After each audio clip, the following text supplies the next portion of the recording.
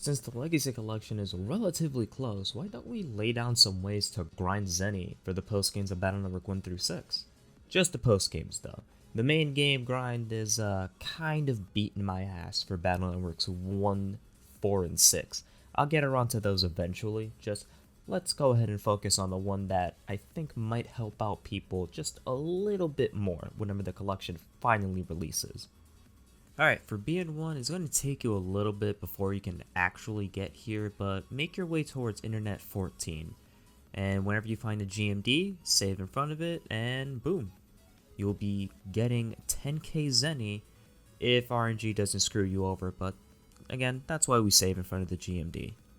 And I'm gonna hope that they don't do what they did for OSS and nerf this to 5,000 and also accidentally create a glitch where you can't even get that 5,000 to begin with, so not only did they nerf it, but they also made it non-existent.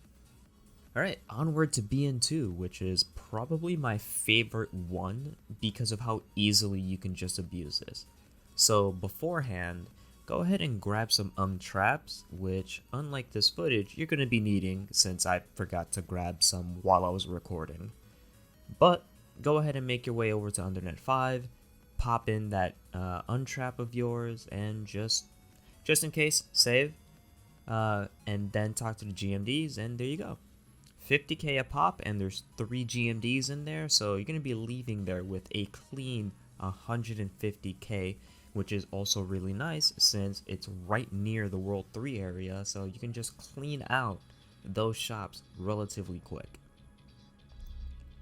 Alright, so just in case you need a little bit more Zenny even after doing something like Legendary Tomes, go ahead and grab yourself a handful of untraps and make your way over to Yoka 1, because you'll be, you guessed it, grinding for GMDs.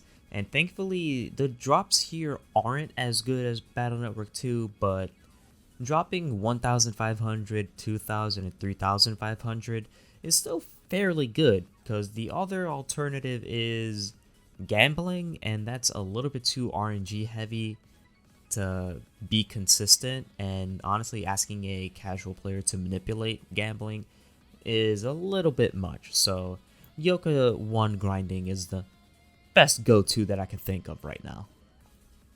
Shout out to Lucky for this method since it's the same one I used to use for dual mega speedruns back in the day. But similar to the other methods, it involves untrapping GMDs, but I guess it requires just a smidge more effort, since down below I'm going to be linking a map that's going to have GMD locations, because there are a few, if they spawn in the correct place, that just won't have any Zenny whatsoever, and some that's going to have a certain percentage of dropping Zenny. So that map is going to help a lot, and just a small tip, you might want to do all of the Zenny grinding in game 1, since you can do this in later playthroughs. Is just you're going to be running around the entire Nefrika map, and me personally, I would prefer fighting these guys while they're still level 1 and really weak. It just makes things just a little bit less painful. But if you really want to, you could do this later, just keep that in mind. Alright, we're finally free from untrapping GMDs. Instead, we're going to be using Lock Enemy. And the NaviCust setup that I probably have on screen as of right now, or it probably just already passed. But just in case, the programs are listed down below in the description.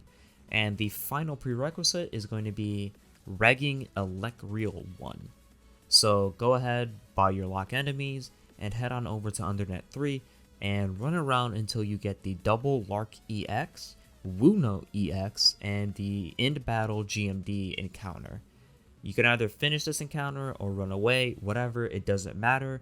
Lock enemy and have fun, since this method also doubles as a way for you to get bug frags, so it's a nice little bonus too.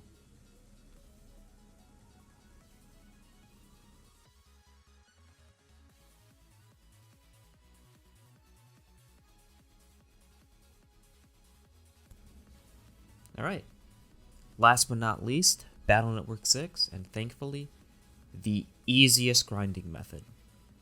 install millions onto your NaviCust, head on over to Pavilion 3, jack in, walk forward, grab that GMD, jack out, rinse and repeat. That's it. I wish every other game was just like this.